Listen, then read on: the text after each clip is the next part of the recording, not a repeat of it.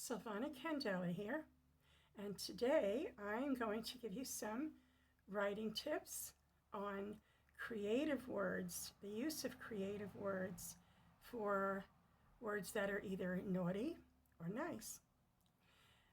There are many, many different ways we can approach this and use words in our writing as well as our speaking. And these are the few tips that I'm going to give you on that. Number one, have your Google handy on another device other than your laptop or whatever it is you're writing on. That's because you want to have easy access to looking up synonyms of words, okay, or any kind of words that you want to look up without having to break your flow and your concentration on the writing in front of you.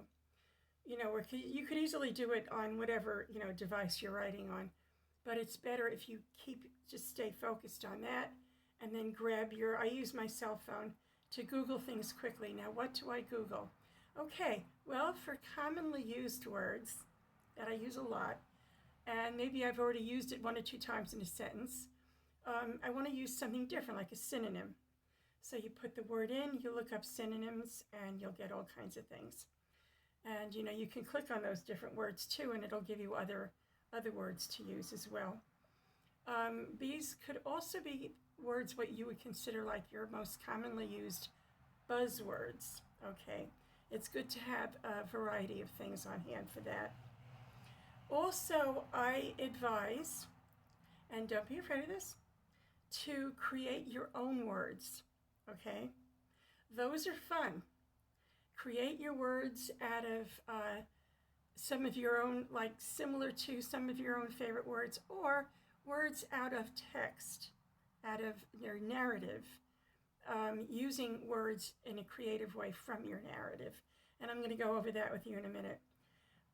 Also, to use non-cuss insults and non-cuss or clean swear words, which can be a lot of fun. And if you want to keep your readers in a broad, like all ages kind of thing, I recommend doing that highly. Okay, I've had a lot of fun doing it. And again, you just Google them. You Google the words, and like for instance, fool. That's a favorite word of mine. Now, if I look up fool in Google, it'll come to all kinds of things. And I can use that in many different ways. And what I'm going to do is just to read to you right now a couple of words and ideas that I've gotten, okay? And these are the things that I've used, just to give you an idea of what the clean, creative, naughty words can be, okay? Insults.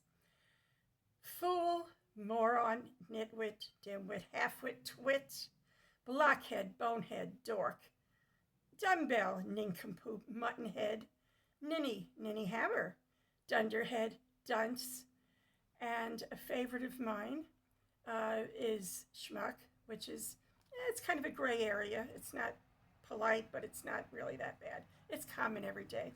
If you want to go a little bit lighter and softer, instead of schmuck, you can say schmo, or what I like, schmoo. Okay. So I'm going to read to you in a moment here a couple of things. This is from my book that I just came out with, Knights of Shadow. And Lucifer is one of the main characters, and he's the one who I use all these creative words with. He has a sidekick called Andre. Andre is the serpent. And they're kind of an odd couple, let's say, okay? And I'm just going to read this little passage here where Lucifer likes to blame Andre all the time for things that go wrong. That doesn't go his way. Okay.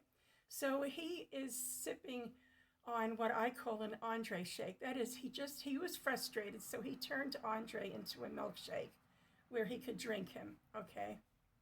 And he's watching this scene, Lucifer is, and here's what he says.